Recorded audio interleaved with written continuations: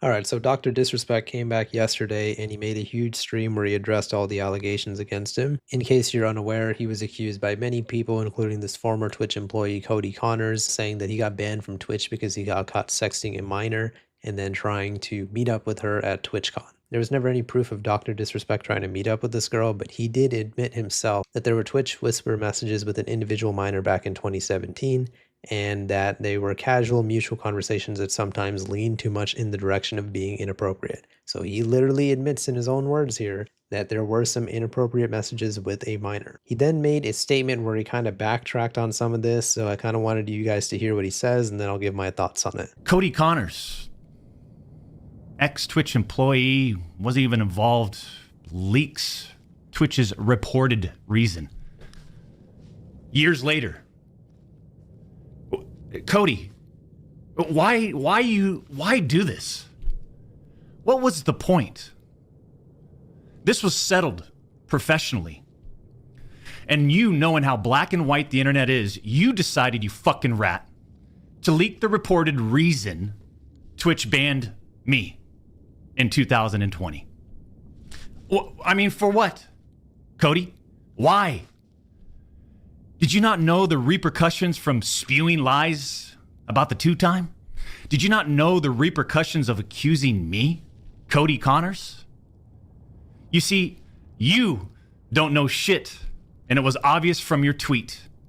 You didn't have any firsthand knowledge of my dispute with Twitch. You said that I got banned from Twitch because I was sexting a minor through Whisper's messages? Do you even know what the legal definition of sexting is? I do. And yeah, I used Twitch's whispers, but trust me, I wasn't sexting anyone. You also said the word minor, Cody. I even made sure that word was emphasized in my statement, edited, etc., just to make sure these so-called journalists would pick up on it. And boy, oh boy, did they ever, champs.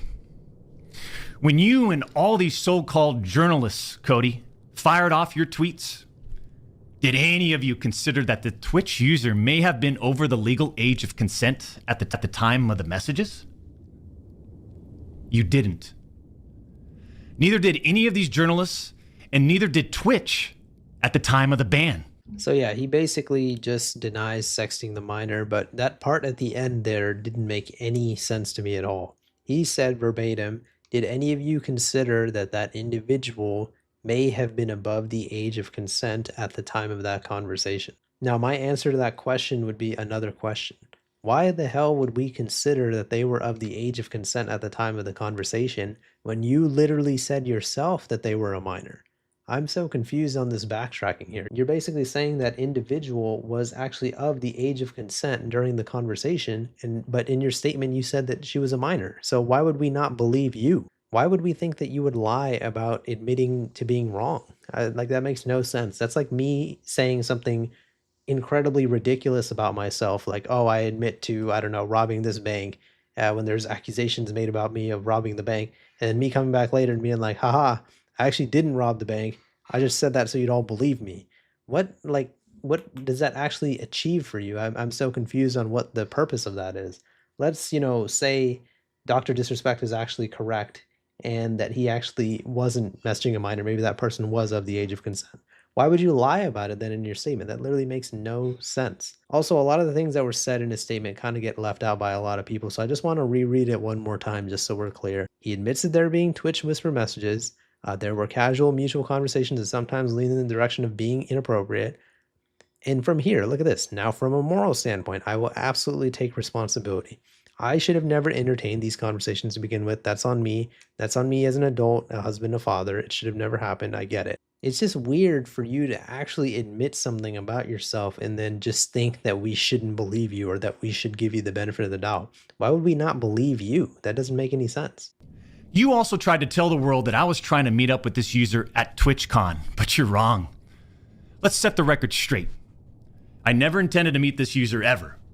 We never made plans to meet at TwitchCon or anywhere else, and in fact, we never met in person ever. Your bullshit accusations gave false courage to other former Twitch employees to make shit up as well. I suspect all of you sort of planned and coordinated this attack. These big-time publications, these journalists, these various outlets are sort of just gossip channels now. Don't you think, champs? They act like they're just gossip channels now, without any real journalism and real research happening. They report on all this based on leaks from 2 former Twitch employees, one of whom was supposedly on the trust and safety team. Again, with that statement, I would agree with Dr. Disrespect in terms of the thing where they were accusing him of trying to meet up with a girl. If some news organization reported that as the truth, that is wrong because there was no proof of that at the time. But if a news organization reported that Dr. Disrespect was having inappropriate conversations with a minor, they are perfectly within their rights to do so because Dr. Disrespect himself admitted that he was messaging a minor. It's just such confusing reasoning. I don't understand what his point is. These anonymous sources worked on the trust and safety team at the time of my Twitch suspension in 2020. Then you would hope they would tell the truth. But apparently that's just too much to ask.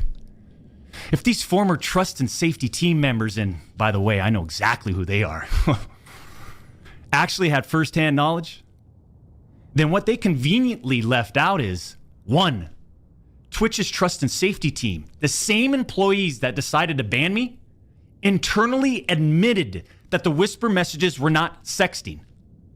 And 2, Twitch's trust and safety team, the same employees that decided to ban me, internally acknowledged that the whispers did not constitute child sexual abuse material CSAM. I'll say it again. Neither I nor the Twitch user exchanged any sexual graphic messages or images. Cody Connors and these other anonymous sources are trying to paint a picture that I was exchanging sexually explicit messages and photos with this Twitch user. That never happened. Again, let's take Doc's word for it and say maybe you're right. Maybe there weren't any sexual images exchanged and the conversation doesn't qualify as sexting by legal definition. But again, for like the 5th time in this video, I'm going to say, you still admitted that you were inappropriately messaging a minor in 2017. If you want to say that he's in the right for saying that people shouldn't have said that he was trying to meet up with this girl without any proof, that's fair enough. But for him to try to act like he wasn't inappropriately messaging a minor, even though he said he was, and then trying to act like he said that in a statement on purpose to mislead people, is such a fraudulent argument. I can't even get into it. Let me know what you guys' thoughts are on the situation in the comments.